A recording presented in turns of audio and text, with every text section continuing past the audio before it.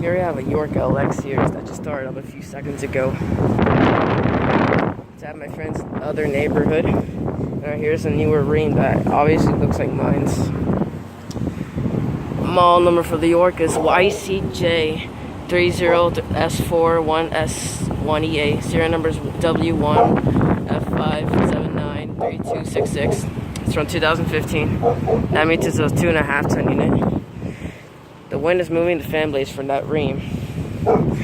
Model number for the Rheem is RA16368J1A. Serial number is W2617185506. It's from 2017, and it's obviously look like mine. So it's got R for 10A. I make this quick because there's a dog right there barking at me.